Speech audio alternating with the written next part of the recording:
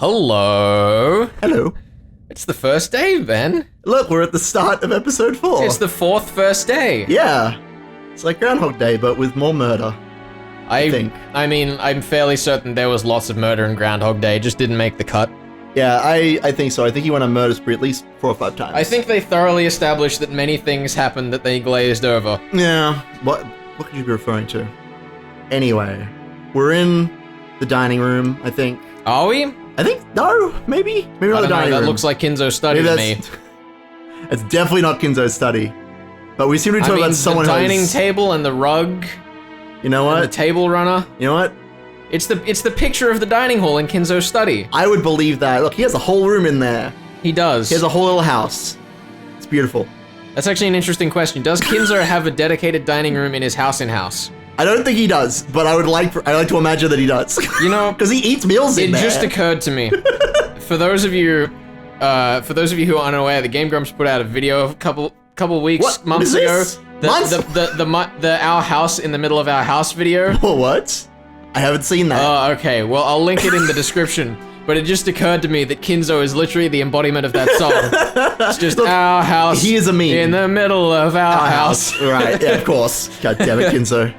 Well, Ava. Does that mean Kinzo beat the Game Grumps to it? Does that mean the Game Grumps have... You know what? I don't know what it means. We say here, being 2 dudes in a room, guys, we're the Game Grumps. We basically are. Yeah, we're basically as successful. 2 dudes in a room playing games. Never done. They don't have a patent on this. We're coming for you, Game Grumps. How do I voice Ava again? It's like really annoying, right? It's been a while. Because it's been a while since you've actually played her. We've been playing fucking Angie, and an older Ava, so it actually hasn't 3 been months that long. left to live. It was last year when you said that, right, Dr. Nanjo? I only spoke of what I could comprehensively determine from his physical condition. Oh shit, is this actually about to happen right now? I think I know what's coming. As a result, this year too, it just so happens. So, even though it's doubtful whether Dad will last until the end of the year, he's still totally focused on his occult research. And you still say he has only 3 months left, Doctor. It's happening. Like I said, Kinzo-san's... Shouldn't you be happy that our respected father is still in high spirits? He's covering, isn't he? That's what's happening right now. I know what you're talking about. Oh my god, I'm so on the ball right here. Here we fucking go, boys. I'm excited. Out of a sense of parental respect, each one of you is so eager to greet father. I can see how upset you are that he's unwilling to meet with you. Considering that everyone has started aiming for the inheritance while the sun is still in the sky, I can understand why father wouldn't want to see you. Good. While the sun is still in the sky, they just the sun is still in the sky. Is this gonna be like spears, raining spears? There's gonna be a giant burning sun that swallows everyone. What? I can either confirm or not the existence of a sun's gonna swallow everyone. What's wrong, Natsune-san? We just, Dad isn't immortal. He'll die someday. We aren't telling him to die. We're just saying that he will die sooner or later. We're just talking together about how to prepare for that. And that is precisely what is so disrespectful. Stop it. It'll make your headache worse. Kraus told Natsu, who had risen from her chair in agitation, to sit down. Trying to smooth over the atmosphere, which had suddenly become filled with suspicion, Hideyoshi put on a forced smile and motioned for everyone to calm down. Oh, this beautiful man. Natsu-san, don't misunderstand. Remember that time he got a rifle? I miss those days. He was so happy! He was so happy! He was so happy! People say you should always clean up after yourself, right? We're just talking about seeing him off. We're discussing this so we can see father off neatly when he takes off on the journey he's eventually gonna make. That's a very interesting way of phrasing that. That's just like you, Hideyoshi-san. Even though you're saying the same thing, you make it sound so intellectual.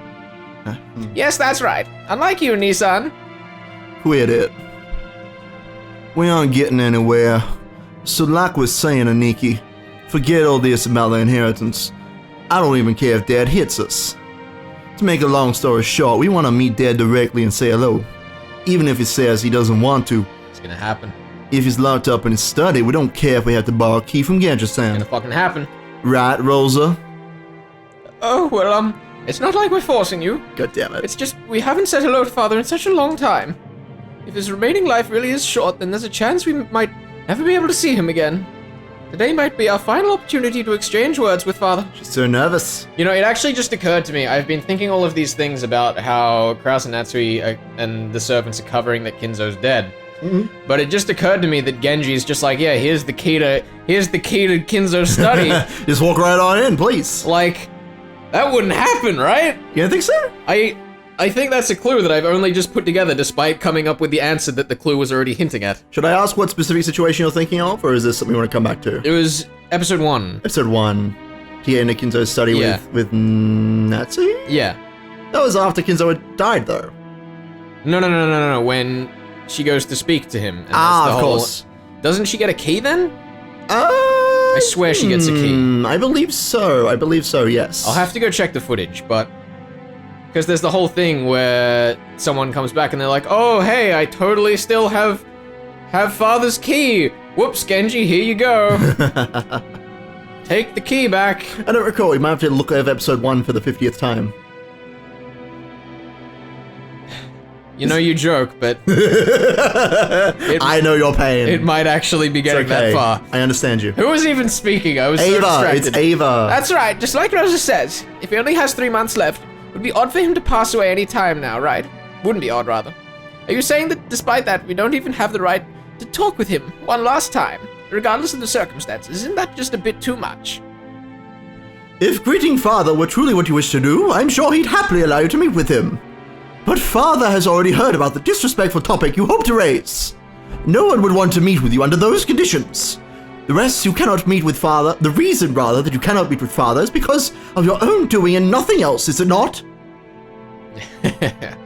Exactly. You shouldn't have to rack your brains to understand why Father doesn't wish to see your faces, right? Father has seen through all your tight financial situations. What are you talking about? I don't have a clue what you're going on about, Nissan. Did you really think I didn't know about the state you're in? Ava and the rest realized that he had seen through their current lack of funds, and alternating between bluffing and returning to the point at hand and arguing back, they repeatedly pressed Kraus to let them meet with Kinzo. The sweet smell of the black tea Rose had gone out of her way to buy had been completely wasted. The only thing she was glad about now was that the children weren't here for this.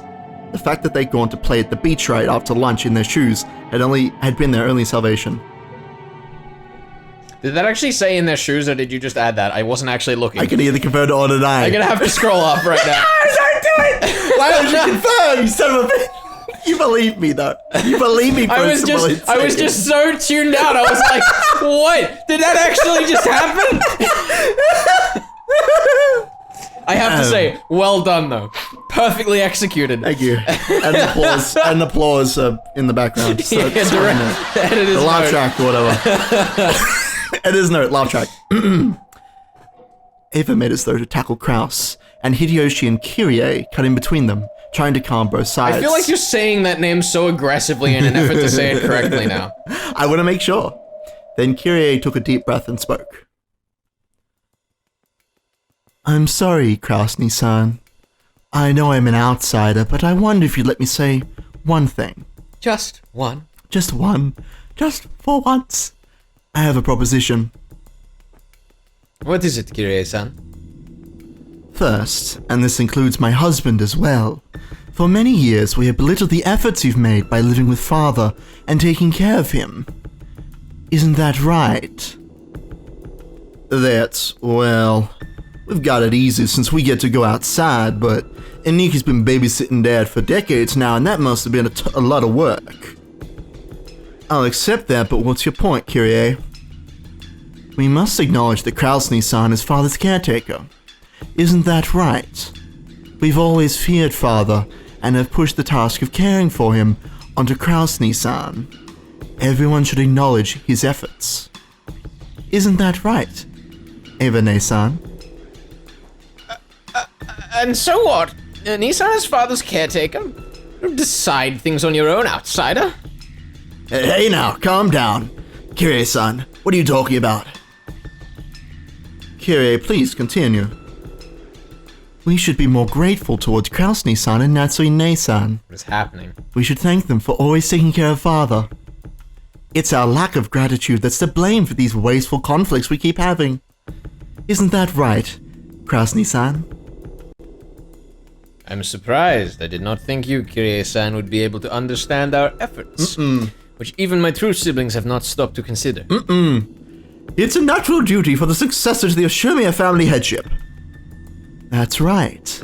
It's your responsibility as a successor to the headship, isn't it? It's because you take care of Father that we must acknowledge you as a successor. Hey! Why are you bringing this up all by yourself? You're just an outside... Wait a necky. That's right. It's just like Kyrie says. Because you take care of Dad, you're the successor, Nikki. It's just like you said. What angle are they playing? I don't know what angle they're playing, because I feel like the chumming up angle is a bit too obvious. You think so? Yeah. Yeah, I wonder. Oh. Rosa noticed, and then Ava did. Ava's barking demeanor towards Kyrie for advancing the discussion on her own disappeared in a flash. And she said, "Oh." She said so like quiet and unexpected. I was shocked. And she instead stared at Kraus and Nazi. In their shoes. Yes. Did it really say that though? Nazi couldn't understand that sudden change and was slightly flustered. I should just edit it in so it does. I hope so. Kraus-san, if you'll accept just a few conditions, we won't ask you to let us meet Father again until he dies. Okay? Uh-huh. Yeah, until he dies. This is very peculiar. What angle is she playing? What ace does she have up her sleeve? Any thoughts? I don't know. I think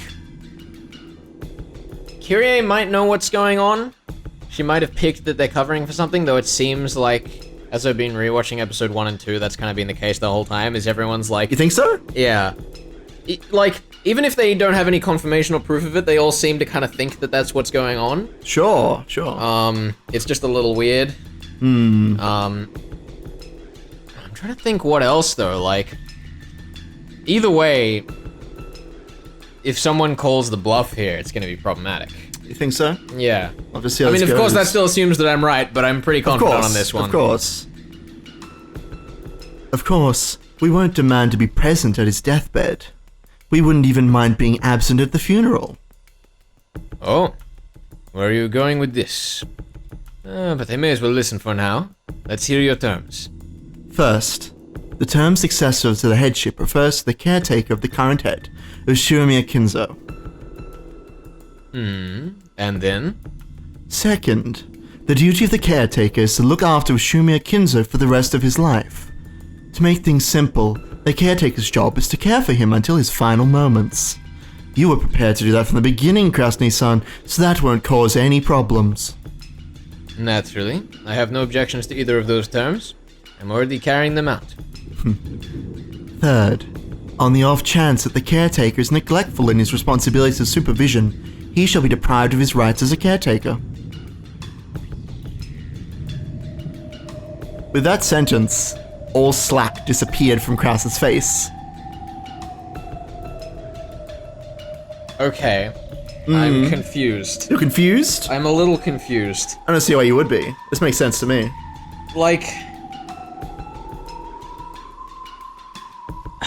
What is... Because it's like... If Kinzo's dead, then that's him neglecting his responsibilities, so he's then no longer the head. And if he doesn't agree to this, then it makes it seem like something's up. So it's just trying to get him to call a bluff, right? That's all that seems to be going on as far as I can tell. But like... I don't know. We'll have to see. I'm suspicious. Yeah. Nazi alone was still having trouble figuring out what it meant. Huh. And just what are these responsibilities of supervision that the caretaker bears? It means supervision so that Father can live the rest of his life in the best possible health. Are they about to complain that he's supposedly an alcoholic? Is that what's happening? Maybe. I'll be more detailed than that. In the case that Father dies anything other than a natural death, the caretaker will be deprived of his rights as caretaker, and his status as the successor to the headship will be lost. If that happens, the next highest in rank, Ava-ne-san, will be selected as the successor. What did you say? How can you shamelessly speak such nonsense? My, the caretaker certainly has a heavy responsibility. However, people can die in many ways. For example, senile old people sometimes die when food gets caught in their throats. Normally this is called death by old age in the broadest sense. But with your argument, that becomes death by accident, and I bear the responsibility of supervision. This is unjustly disadvantageous to me. I have no intention of forcing such an unfair argument on you. Do you, Kyrie?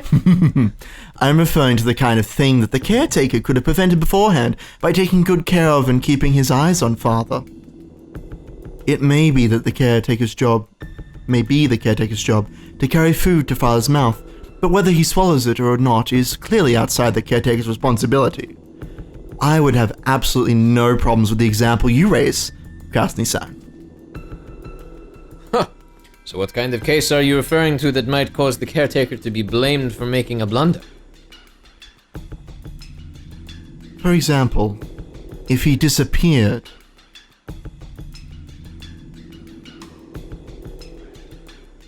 Okay. What do you think? What do you think about that statement? I don't know. I'm a little confused. What's she threatening here? Is that if they have hidden that Kinzo's died, or have, like, snuck Kinzo away somewhere, though I'm clearly more in favor of the first one. Sure. Then he loses rights to the headship.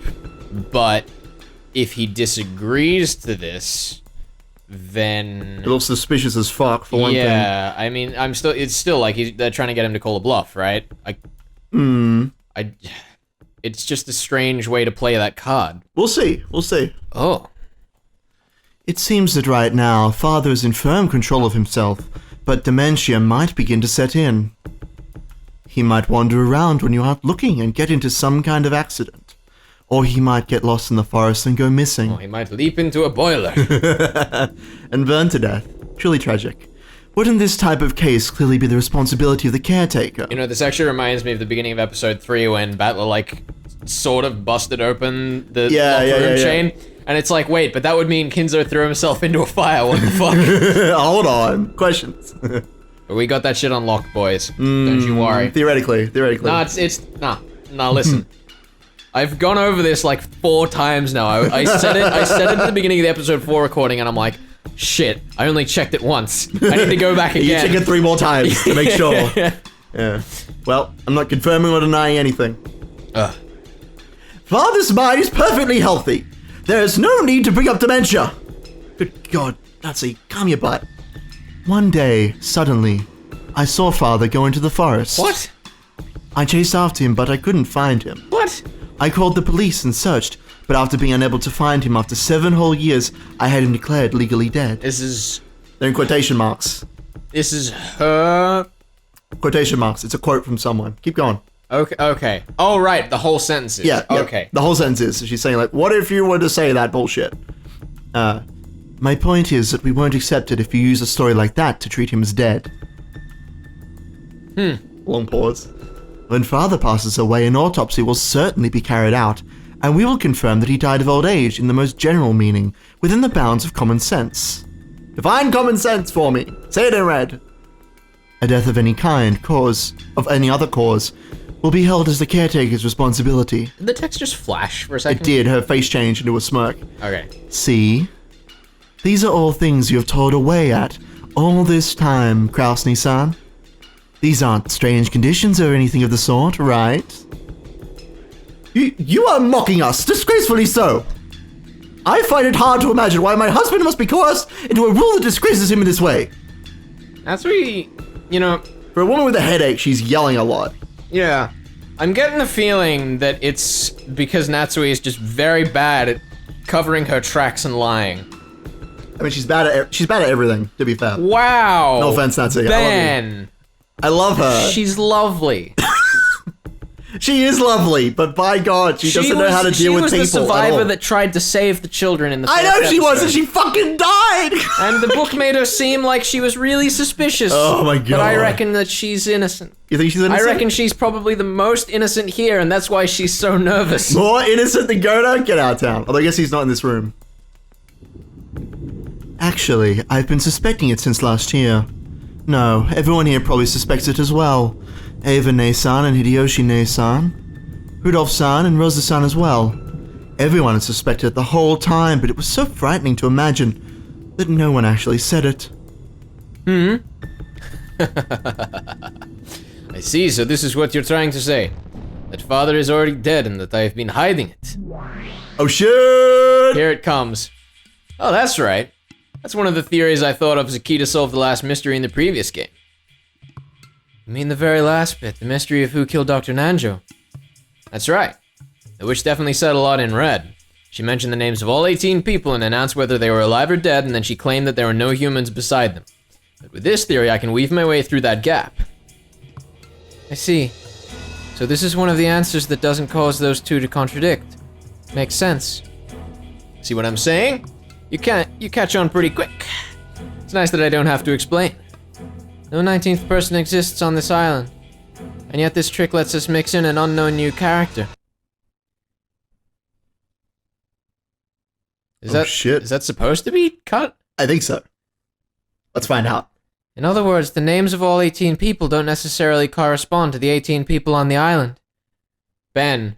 What? Ben, I'm rubbing my hands together here. I'm rubbing my hands We together have a theory! Oh, I mean, the theory is well established at this point. I mean, it is. But there's some hints going on in EP4. There you go, boy. I'm just saying, it's a theory. See, there it is. Okay, I was really concerned.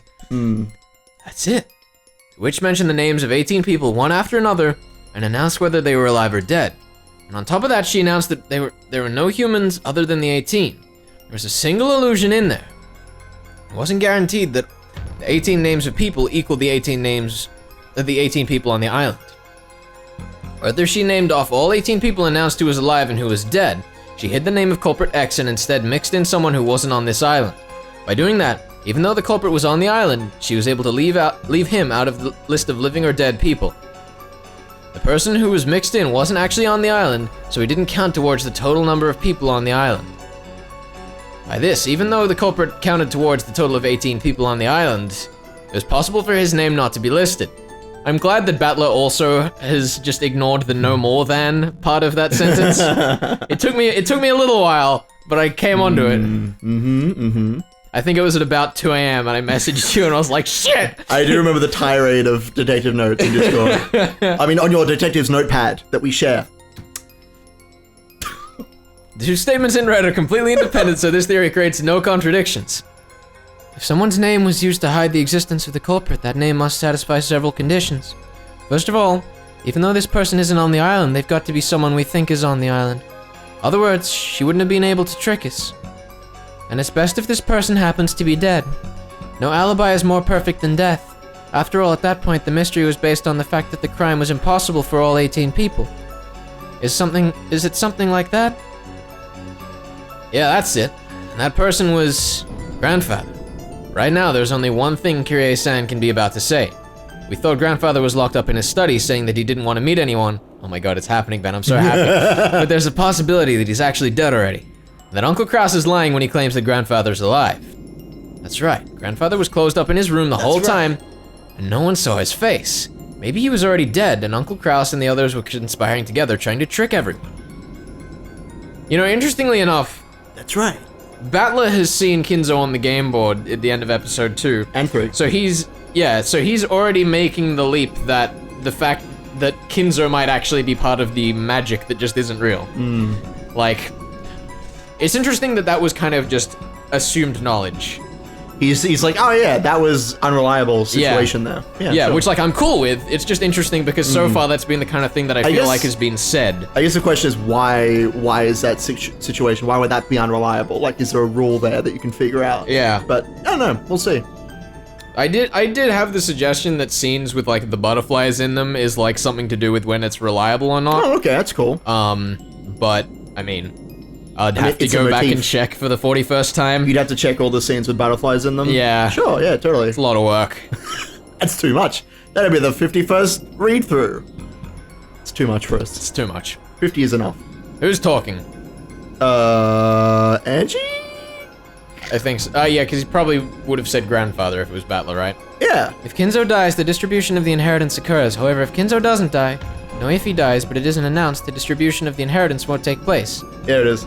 In other words, Kraus could have all of Grandfather's wealth to himself. That's right. He's got more than enough motive. Maybe a 19th person X doesn't really exist on this island, but a person X existed, and that person was the 18th person. In other words, there are originally 17 people on this island, not 18, and an unknown person X snuck in and committed the crime. How's that, Beto? Come out, I've just solved the final biggest mystery from last time. Have you really? We're in episode 4, you dummy. Have you really solved? Was that the biggest mystery? Actually, yeah, this is his solution for the final murder. The final murder, yeah, absolutely. As Battler claimed that forcefully, the crisp sound of clapping came out of nowhere, and the surroundings turned bright, becoming the usual witch's tea room. Whoa! Bravo, bravo! I wish I could deny that someone as incompetent as you has finally gotten a feel for it, but somehow or another, you've managed to come up with a single answer. Even a lump of concrete can stop thinking. So you have now finally evolved into a being with intelligence. You might say you've finally taken a step forward from the crying creature you were before, just licking my shoes and grinding your teeth. I can't believe that stupid wordplay threw me for so many loops last time. My lameness pisses even me off. Even he knows he's an idiot. All right, Beto, repeat it. If you can announce that all 18 people on the island included Grandfather, just try and do it. Yeah, you can, because he was already dead. This is the end of your deception. Well, now, what have we here? Shall I slice that in two with the red truth? No. It might also be good to hold back for now and let you get all excited. If I'm going to push you off a cliff anyway, it'd be more interesting to lure you to a higher place first. As Beato sneered obnoxiously, she looked like she was searching for expression that would tick me off even more. Nice! As though she was trying to say that the answer I'd reached was impossibly ridiculous. Because it was. Compared to me, annoyed as I was with the witch's attitude, Gretel had a blank and composed expression on her face. Almost as though she'd expected the witch to act that way. I see. Just like how Battler has learned and grown, so has the witch. What's wrong, Beto? Don't act so tough. I asked if you can repeat it. Answer! Stop it, Battler. The witch won't answer so easily. She won't do it until she thinks it'll benefit her. What? What do you mean? You've been toyed with by this red truth in the games up until now, so the witch has used it many times. But now the situation is different. You're trying to draw the red truth out of her, and are instead using it as your weapon. In this situation, there's no way the witch will keep firing off the red without reason. Right? Gretel, or whoever you are, it seems your mind is quite sharp, unlike Battler's. Correct. What a fearsome enemy I've welcomed in. That is correct. When Battler hopes I'll use the red truth, do I have any responsibility to do so? No! I don't even have a crumb from that croissant you ate this morning's worth of responsibility to please you! I find it interesting that there is now a scale of time in purgatory. Yeah. Doesn't that kind of defeat the purpose of purgatory? It's a great question. You bastard! Yes, that's the face! I started playing with the red truth just because I wanted to see that face. I have no reason to play around if it won't give me a chance to see you look like that. You just don't like losing, right? Just saying whatever you can to trick me because you can't answer my demand won't work. Oh, don't be so full of yourself. An answer like that could be cut to pieces without any effort. But I won't go out of my way to speak in red. I won't say it because that's what you're asking me to do. Do you know why? You just said it. You want to push him off at the sweetest spot. This ill-natured witch is saying that she won't use the red anymore because that's what you want. In other words, she won't go along with this game of telling her to repeat things anymore. Exactly. Unlike Battler, everything goes quickly with this girl, with no need for explanations. I will say what I please with the red truth, at the time that I desire. That's it. Basically, it's the witch's right to use the red truth as she pleases. She doesn't have to use it at whatever time the human side desires. But even that depends on the situation. The situation? What? Scroll back. Sorry, this is a tense moment. I shouldn't have said anything. Oh, it totally does. Keep going. Go right up with duct tape. Let's go. The Sitution? What do you mean? Poor Mega Gamer. The witch has no responsibility to respond whether you tell her to repeat something, but it does become a responsibility if and only if your claim can destroy the witch theory. After all, in this trial court without a judge, that which is not refuted becomes the truth. Just like how the witch theory made by the witch will instantly become truth if you collapse and stop thinking. And since she doesn't have any counter-argument for my guess, that means it's right? It's right that the culprit is the mysterious 18th person X and grandfather is already dead? At least until the witch argues back. Truth always loses to new truths farther in the future. The tricky part is that even the timing of the counter-argument is up to the witch. In other words, maybe your reasoning just now was correct.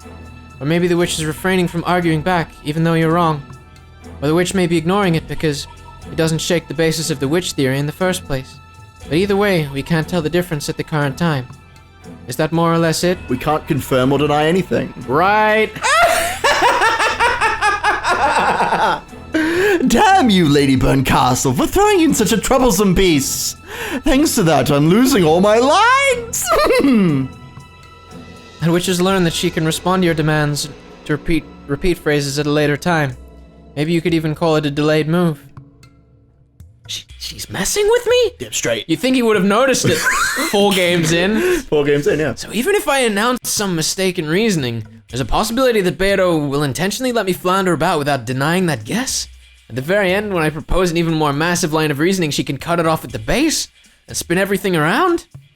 I don't know how he hasn't figured this out already. I know, this should be obvious. This is how she's been fighting. Get on your fucking shit, Battler. A single piece of reasoning becomes a bridge to the next piece. By demanding that she repeat lines, I've been able to strengthen my position and advance bit by bit. But since that bastard Beto learned this strange delay tactic... This very strange tactic. This new tactic. I mean, if you think about it like a chess game, it's pretty weird to like, you know, have a delayed move. I get where he's coming from, but he's a little late to the party. It's okay. But like, learned this tactic is the weird part? Yeah, as if she hasn't been using it. Right. Yeah, totally. I can no longer confirm or deny my reasoning. There it is. He even said it for you. Did he just say it? He said it. Oh my god! He's me. Or he's not me. Or did it really? Was it like the shoes, Ben? Oh, fuck, was it like the shoes? I'm not gonna let you scroll up. Okay. This is like finally finding a staff that'll let me search around in the darkness only to lose it right away. I'm just stuck now, right? No, fuck you. Hey, Battler, if you make a despairing face like that, I won't be able to stop drooling, you see? From the beginning, that stuff was nothing more than something I gave you because you were so worthless.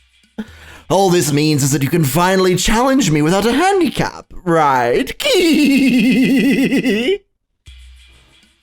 That alone doesn't change the fact that demanding that you repeat things is one of Battler's ways to fight back. As I already said, as long as it's something fatal that'll destroy the witch theory, the witch is obligated to argue back and therefore to speak with the red truth. While the timing of that counter-argument is up to the witch, it must be performed eventually. Isn't that right? That may be so. If I cannot deny the tricks done by humans theory Battler lays out by the time the game ends, Battler will use that as a reason to deny me, and it will be possible for him to proclaim his victory. So should we view this as a restriction on the witch's side? Great question. That the trick theory laid out by the human side, in other words, what he tells you to repeat, must be countered during the game, during the episode? That is so. What is this episode What you is this speak of? episode of which... Yeah. Battler's goal is to show that he can explain the entire pleasant game I've laid out on this island with humans and deny me. If Battler succeeds in that at that time, he will become the victor of this game. Let me confirm the rules. Should we view the time the game ends as referring to 2400 on October 5th, 1986, going by the time on Rick and Jima in the game? I have no problems with that. The time the game ends, the human side must state a theory using tricks for all of the mysteries. And if the witch side cannot argue back, the human side can proclaim its victory. Does that work? Let us be more specific. When the game ends, the witch side will be given a chance to argue back. Let's decide on an amount of time. 1 minute. If you cannot carry out your counter-argument within 1 minute, victory will be proclaimed. That sounds like a load of horseshit. Then allow me to impose the same rule on you. At the time the game ends, the human side will be granted 1 minute to counter the mysteries that has been given. If even a single mystery has not been counted within that time, it becomes the witch's victory, and that game is over. It would be such a killjoy to have the game stopped for lengthy consideration, right? You asshole! Moving things along without me. I more or less get what's going on. Even if the lines I demand that you repeat aren't counted instantly, they gotta be counted eventually. Yes, that's right. And that must happen before 12:01 on October the 6th. No, 01. 01. 0001. Fuck that shit. I don't speak this time. Time. I read it, but I don't speak it. But be careful. She only has to cut up the one. She only has to cut up one of the things you tell her to repeat. You can't proclaim your victory unless you solve all the puzzles. Uh-oh. Just as I can use the red. Here we go. From now on, I will allow you to use the blue, battler. When explaining my magical murders with human tricks, you may state your claims in blue. I am responsible for countering your blue with the red by the end of the game. Ah, Here it is. That's fucking fun. blue. That's fun. This is gonna be good shit. Oh. Blue versus red. Who will win? Oh, I'm so into this. So this is the blue truth. Uh-huh. The other type of truth that's used to fight against witches. Let's see. Super fun. Let's go into it. Yeah, Blue. So I'll talk in blue when I tell you to repeat things? you can talk in blue. Not quite. When you told me to repeat lines, you were able to do it for any trivial thing. But the blue is a little more restrictive. Unless it by itself denies witches, it will not be valid. Uh-huh. Starting to get confusing, but it's more or less something like this.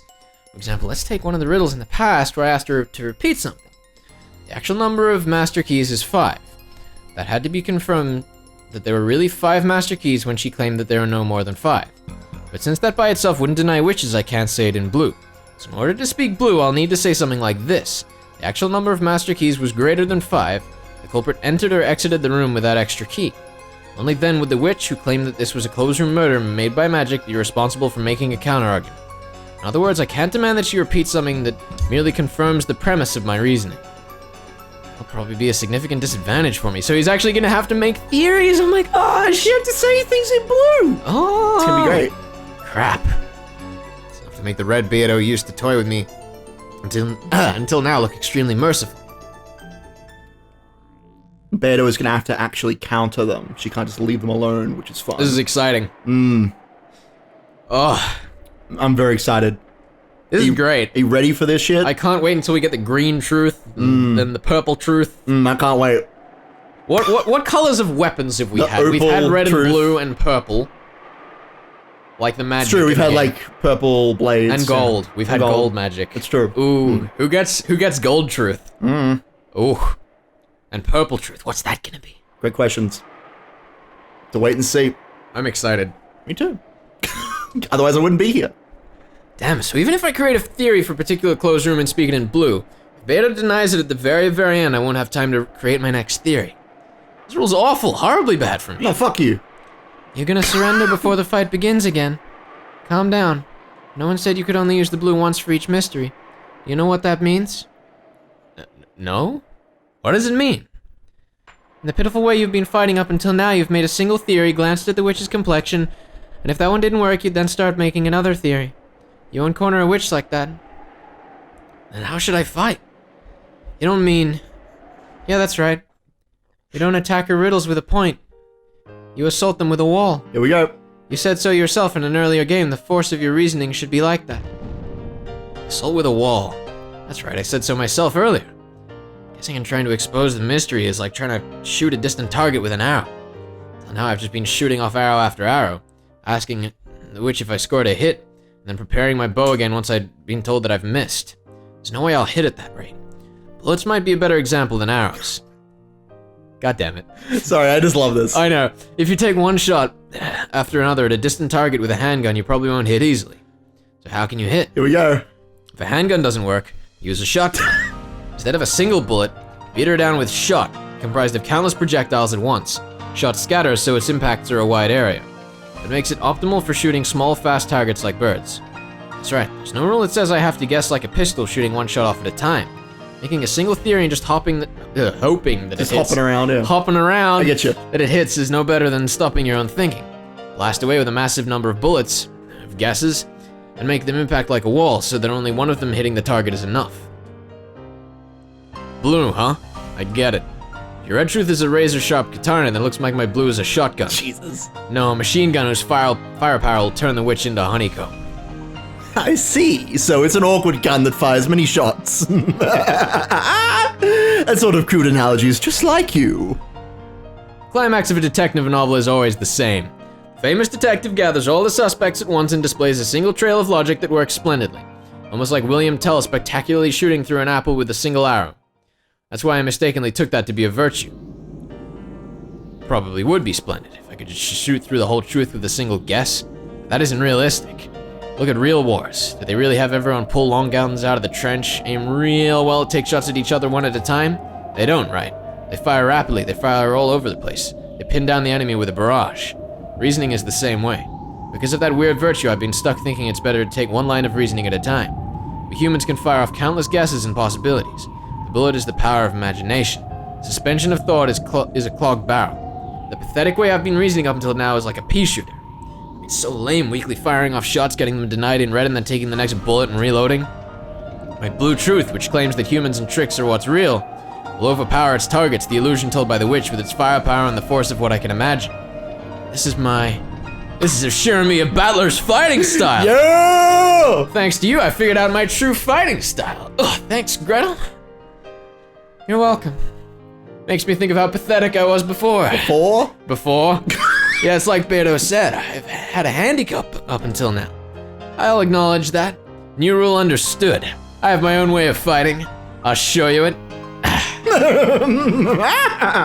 That willpower's good, I like it.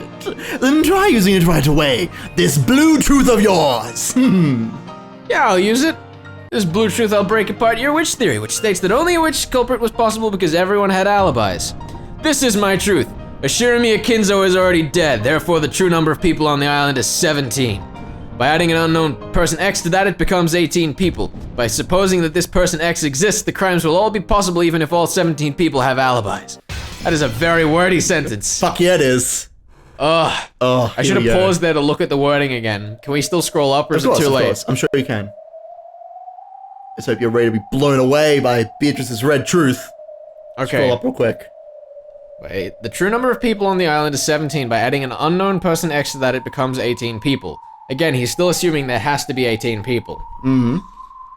By supposing that this person X exists, the crimes will be possible even if all 17 people have alibis. Okay. Yeah. Okay. Makes sense to me. That's a theory that you can have. I'm just trying to guess where holes can be poked in this without explicitly unveiling any truth, assuming that my theory is correct. It's a great question. I don't know. We'll have to see what she does. Because, I mean, the easy part is to say that, like, there aren't 18 people on the island, right? Sure. That seems easy, but then also might give away what my theory is. So that seems kind of weak. Mm. By supposing this person X exists, the crimes will be possible even if all 17 people have alibis. Mm. Okay. I don't know. This is a rough one. I wouldn't make a very good witch, is all I'm saying right now. No. You might make an okay battler, but someone else over here is the witch. That's just because your cackle game needs to be stepped up. In short, if you keep preventing us from meeting with Father, we will have to accept the following theory. Simply put, Father is already dead. But you're hiding that because you don't want the inheritance to be distributed. Ridiculous. That is correct. This is worse than ridiculous. Go get him, Natsui. You got this. No one is suspicious of anything you're saying. This. She's so good at reasoning. I have never heard such an insult. It would be so dishonorable to suggest this thing that I have no evidence against. I have no evidence, but I just feel it. Honor. Oh, God. What an insult. Good luck, Nancy. I'm behind you, babe. You got this. It'd even be possible for us to check by force whether he's alive or dead, with the police there to witness it. Isn't that right, Ava Nissan? Yes, that's right, Nissan. There are all sorts of ways we could set you up. We could easily arrange for a situation where you'd have to hold a meeting with Father under the supervision of a third party. Still, I think that would bring a lot of shame to the Oshumia family. That's why I'm making this proposal. Here we have the responsibilities and duties of the caretaker, and a penalty in the worst-case scenario. If you consent to those terms, we'll be able to refrain from doing something like dragging father outside. Yeah, that's right, Umineko. Didn't you just say it yourself? You're carrying out your natural duties as Dad's caretaker. Kyrie's conditions shouldn't be anything to worry about, right? While this overreaction. Are you really that worried about having the position of successor dragged out from under you if Dad dies something other than a natural death? Or else what? You have some reason to think father might die something other than a natural death. Oh, could I? I see. Now I too understand how father feels. How pitiful his later years have been for him, unable to even die as he pleases. Fucking Christ. Yes, his later years truly have been pitiful. And the thought that these later years are already something of the past is exactly what we're suspecting. You could completely clear this suspicion away just by letting us meet with father. So even after being humiliated by us this much, you still won't allow us to meet with him, Krasny-san. Father is probably already dead. The corpse may have been disposed of in absolute secrecy, and after taking all the wealth for yourself as father's agent, you will make it seem that he disappeared until 7 years pass, making father a corpseless member of the deceased. I'm sorry, but please don't take it badly, okay? I'm just playing detective here. How rude can one be? You have no right to stay in this mansion. I have a headache. Leave immediately. I won't permit you to cross the threshold of this house again. It worked last year, but you've used up your luck if you thought it'd work this year too. Father is in a bad mood, so he can't meet with us. That was plenty suspicious last year, and yet you're doing it again. If you really wanted to fake being father's agent and grab up all his assets, you should have done it a little more speedily. Making him disappear without waiting for today's family conference. You really are naive, Krasny-sama. What does that mean? That honorific? I mean, it's an honorific of respect. Mm-hmm. Samara's like, oh, it's someone I should be respecting. They have authority over me. I have no idea what you're... However, if it's a fact that father's in a bad mood, and you're preventing us from meeting him as part of your responsibilities as his caretaker, then it's a very wonderful thing you're doing. Okay, what are you doing now? What are you doing? What are you doing? What is she doing? She's crazy! She's a dog off a leash! Ah! A leash, even. In that case, if you just accept our conditions, everything will be settled here and now. After all, you care so greatly for father, Krasny-san. There's no way father will die in a manner that leads to trouble during the autopsy. After all, father hates hospitals, so he'll pass away in his study, right? An autopsy will certainly be carried out no matter what happens. The only way to kill him without an autopsy would be for him to disappear. Enough, Kyrie-san. I think you've bullied Nissan enough. Ava rebuked Kyrie in a sickeningly kind voice. They're really stepping up on the typos. That's the word. Considering the situation, that was impossible. I'm excited for episode 5. Episode 5. Episode 5 is coming. But that was impossible. Which is why it was sickening. I'm sure Nissan has his own difficulties to worry about as well as his pride. True, Nissan might consider that one of his natural duties. But if you force him to put it on paper and assign penalties, I could hardly blame him for getting upset. Don't you agree, Rosa? Yes, that's right. Whatever you say. She might have made light of Krasny-san's pride as the eldest son a little too much. I feel bad for him if you were to force him to sign a statement regarding the duties of the caretaker, as Kyrie-san has laid them out. That's right. You're doing a good job, Umineko. Taking that into account, we might consider avoiding all that about signing strange papers and worst-case penalties, and leave everything to you. You people. A twist. I don't think we've seen that face before. He's not happy. Not just Ava, but Rudolph and Rosa as well, with unnerving smiles on their faces as though they'd planned this beforehand, began closing in on Kraus. They now understood perfectly how Kyrie had cornered Kraus and exactly where she was prepared to compromise. We were talking about a signed statement regarding the responsibilities of the caretaker, but Even without signing such a thing, you can make it so that we'll never demand a meeting with Father again. If you can prove your fitness as Father's caretaker with a form of guarantee, other than a signed statement, that is. Are you telling me to pay security money? Hilarious.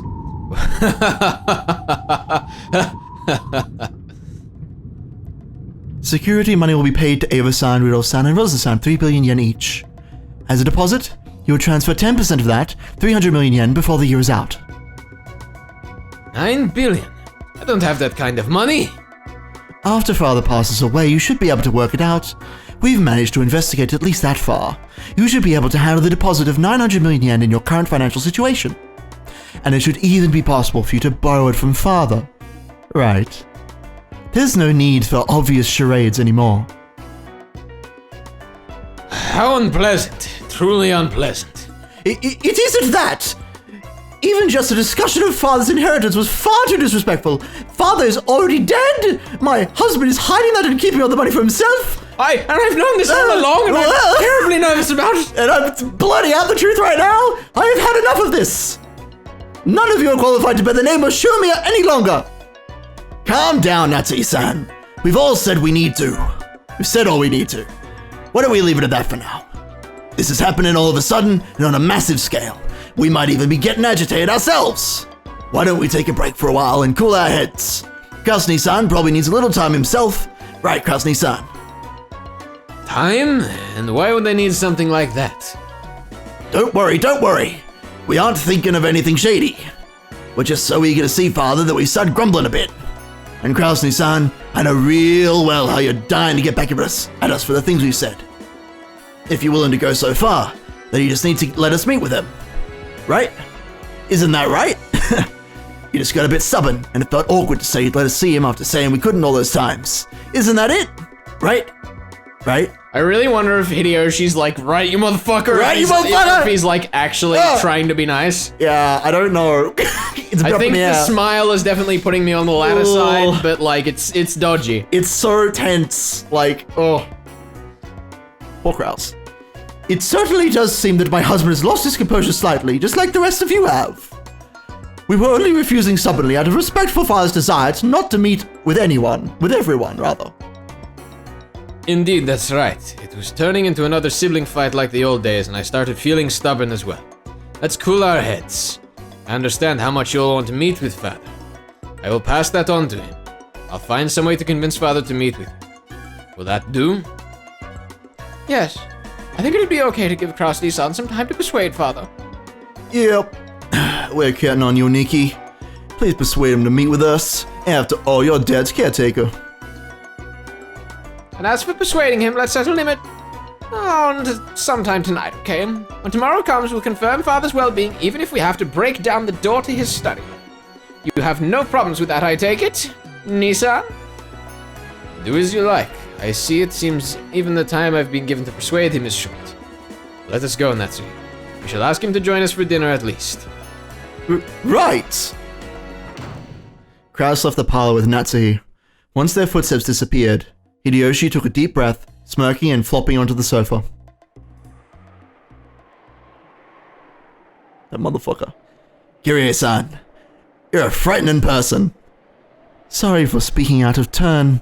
I apologize. No, you didn't corner him like we'd originally planned, but in the end, this was even better. Just like always, I gotta bow my head to you. But can he really prepare 900 million? I believe we estimated that 750 million would be the most Krasny-san could afford with his current financial situation. Motherfuckers. Isn't 900 million gouging him too much? If you can't do it, that's fine too. If we do something like lowering it to 750 million, so Krasny-san can save face, it'll look like we're compromising and it'll be easier to settle, right? And if he really does come out with 900 million, that's even better. Nissan is probably having a strategy meeting with Natsui-san about now. Really will be interesting to see what kind of twisted logic our proud Nissan comes up with as an excuse. Convince Father. There's no way he can. There's no way to convince someone who isn't even there. Cackle, cackle, cackle. Strange. It's very strange processing on the sound here.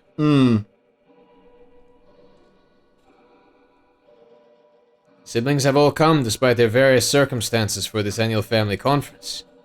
Kraus and Natsu could be seen in Kinzo's dimly lit study.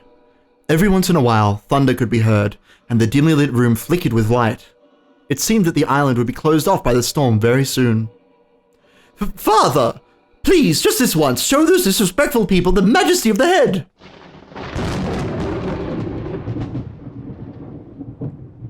It's useless.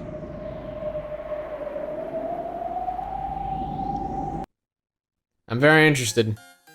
I feel like the fact they didn't show the sprite was very particular. The large shadow of a person standing by the window, his majestic back facing them, answered quietly and forcefully. Damn right he did. He hung his head and shook. Eventually, they could hear a mumbling laugh over his shoulder. This was the track we last heard in the, like, signing the letter scene, wasn't it? It might have been. It might have been playing a couple of times last episode.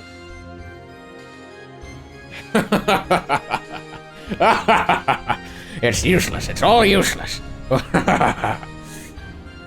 3 months left to live? An almost finished geezer? To whom exactly are you referring? That's a fucking face. You fool. Get the new sprite! New Hell sprite! yeah, boy. Yeah! Wow!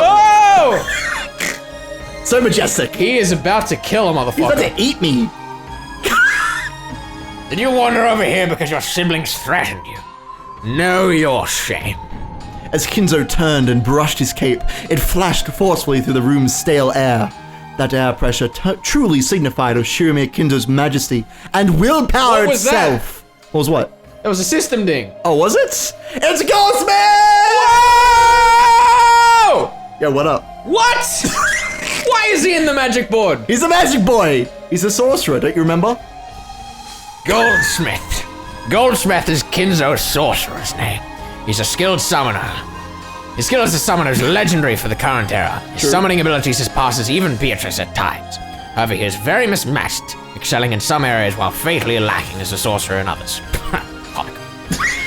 Magic with enough power to reheat a cup of black tea may be beyond him, but he's capable of summoning demons with magic strong enough to boil the sea. The source of his magic is found in arithmetic miracles, and his magic compendium is unique.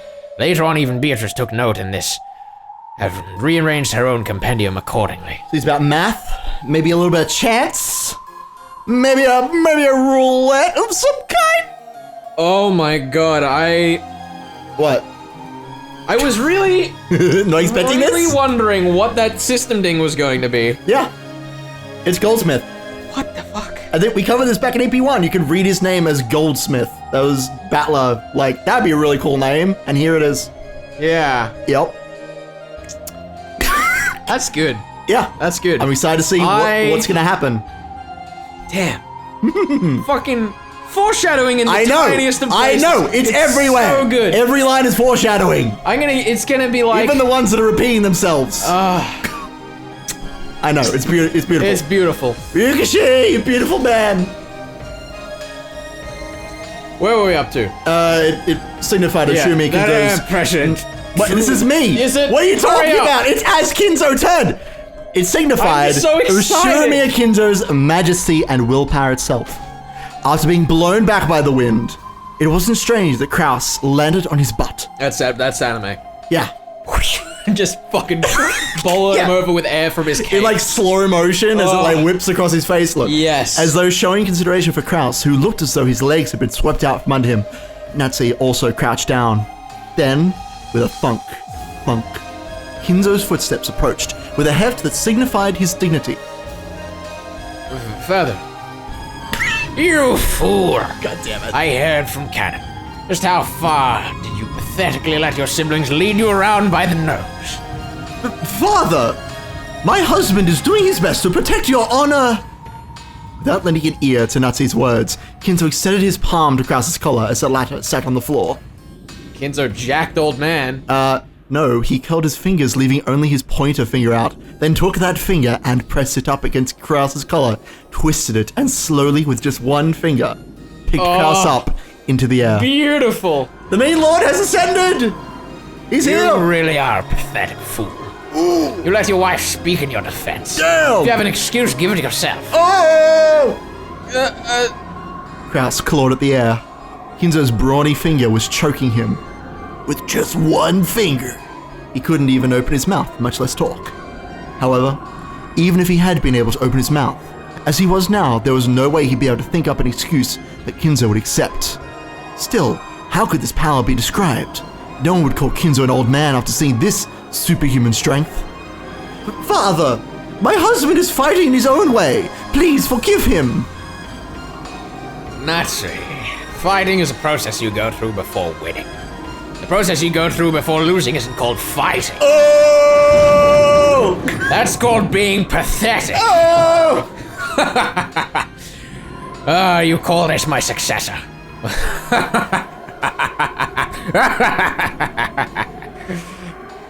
As thunder roared, Kinzo laughed heartily as though nothing could be more pleasant.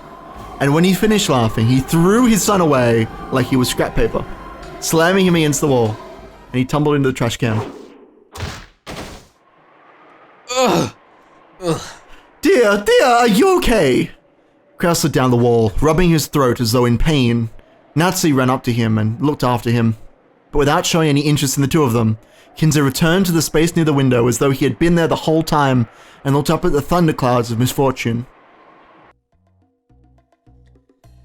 I thought I would have no regrets in my life if only I could meet Beatrice. But it seems it won't go so smoothly. Fishy aroma. It was promised from the beginning that nothing received from the witch would remain. However, the Ashurmia name is not the property of the witch. Who is fit to succeed that name? It seems this alone must be resolved by my own hand.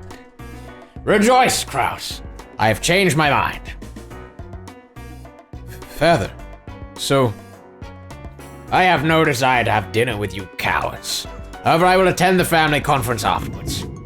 Father, thank you very much. There, I shall make a great announcement regarding the succession of the head. I will resolve your foolish quarrel myself. Are you okay? Do you need a pat on the back or something? Are you okay, Kinzo? Do you need a drink? Some human flesh, maybe? I am so excited, you have no idea. I know, you were like, oh, there will be no more Kinzo! And here he is in all his glory. Oh, yes, and the thing is even if I still am right and he still is dead, we have magic Kinzo now. It's even better than what I thought was gonna happen. God damn you.